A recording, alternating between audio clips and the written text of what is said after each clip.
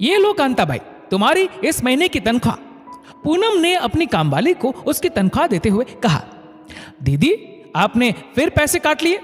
कांताबाई मायूस होते हुए बोली। हाँ, तो 4 दिन की छुट्टी जो तुमने ली थी। हम बिना बात के कहाँ छुट्टी लेते हैं? पिछले 3 महीने से तो लगातार आ रहे थे। अब बेटा बीमार हो गया तो क्या करे? कांताबाई बोली। आपके घर में काम भी कितना ज्यादा रहता है, कितनी देर लगती है मुझे काम करते करते। बर्तनों का तो ढेर लगा कर रखती है, एक चम्मच भी अपने हाथ से नहीं धोती आप, और घर भी कितना गंदा रखती है। मैंने कभी कुछ कहा आपसे जो आप बीमारी में भी मेरे पैसे काट लेती है? कांताबाई ने आज मालकिन को आईना दिखा दिया था। उस समय तो पूनम कुछ नहीं बोली, लेकिन मन ही मन बड़बड़ करने लगी। आजकल की काम वालियों के तो 1000 नखरे हैं, फिर पैसे किस बात के लेती है? इस तरह गरीबों के पैसे काट कर उनकी हाय नहीं लेते। कहां मिलेगी तुमको ऐसी कर्मठ और ईमानदार काम वाली? पति ने कहा। पूनम ने पति की बात को सुनकर अनसुना कर दिया। पूनम सारा काम कांताबाई पर डालकर खुद निश्चिंत होकर बैठी रहती। तभी उसकी सास आशा जी का फोन आता है। प्रणाम मम्मी जी। खुश रहो बेटा, अगले सप्ताह मैं कुछ दिनों के लिए तुम्हारे यहां आ रही हूं, आशा जी ने कहा। यह तो बहुत खुशी की बात है, पूनम ने कहा। आशा जी गांव में अपने छोटे बेटे के साथ रहती थी। अपने पति के देहांत के बाद भी गांव में रहना ही पसंद करती थी। उनके पुश्तैनी घर में उनके पति की यादें बसी थी। गांव में उनके बहुत से रिश्तेदार भी थे।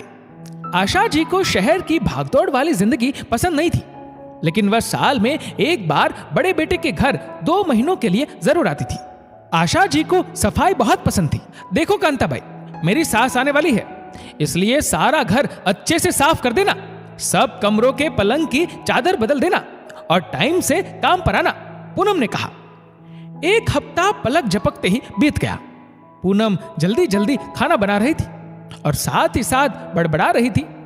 इतनी देर हो गई, अभी तक कांताबाई नहीं आई।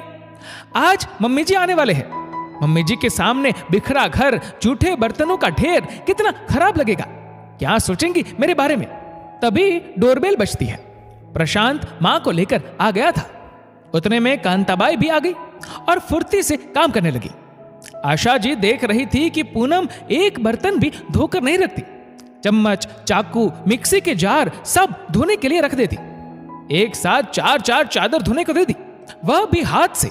धुले कपड़ों का ढेर भी लगा दिया, वह भी कांताबाई को तय करने दे दिया। बच्चों ने पलंग की चादर खराब कर दी, वह भी उसने कांताबाई से ठीक करवाई। आशा जी ने पूनम से कहा, बहू, फालतू में कामवाली बाई का काम बढ़ाना सही नहीं है। बेटा, घर हमारा है तो घर को व्यवस्थित रखने के लिए थोड़ा समय तो देना जरूरी है। तुमने मेड से इतनी सारी चादरें धुलवाई और पंखे भी साफ करवा दिए, अब तो उसको भरपेट खाना दो ना। ये क्या, खाने में बस चाय रोटी पकड़ा दी? कामवाली को भी तो थकान होती है, वह कितने घरों में काम करती है, आशा जी ने बहू से कहा। दूसरे दिन कांताबाई के पति का फोन आता है। कांताबाई की तबीयत ठीक नहीं है, इसलिए वह काम पर नहीं आएगी। सब काम ना करने के बहाने है। अभी उसके घर जाकर देखती हूं कि सचमुच बीमार है या ज्यादा काम के डर से बहाना बना रही है। पूनम गुस्से में बड़बड़ाई। कांताबाई की झुग्गी बस्ती ज्यादा दूर नहीं थी।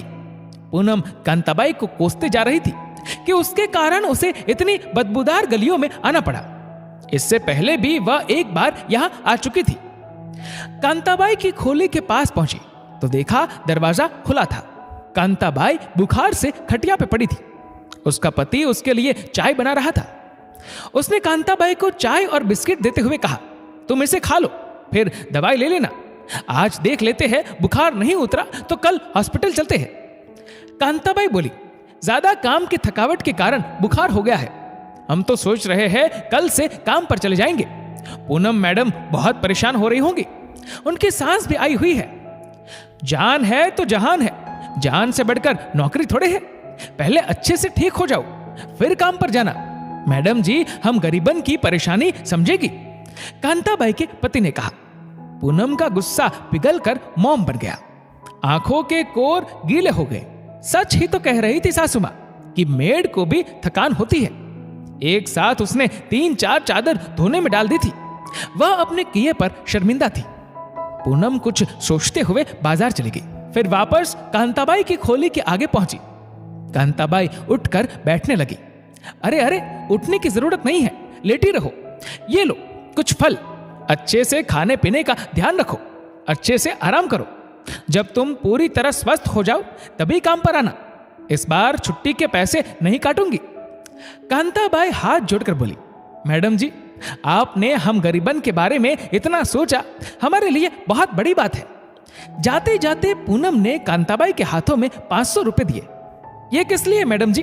कांताबाई बोली, रख लो, ये वही पैसे हैं जो मैंने तुम्हारी पगार से काटे थे। मैडम जी, हम 1-2 दिन में काम पर आ जाएंगे। पूनम पश्चाताप के आंसू लिए अपने घर की तरफ चली गई। दोस्तों, इस वीडियो को लेकर आपकी क्या राय है, नीचे कमेंट करके जरूर बताएगा।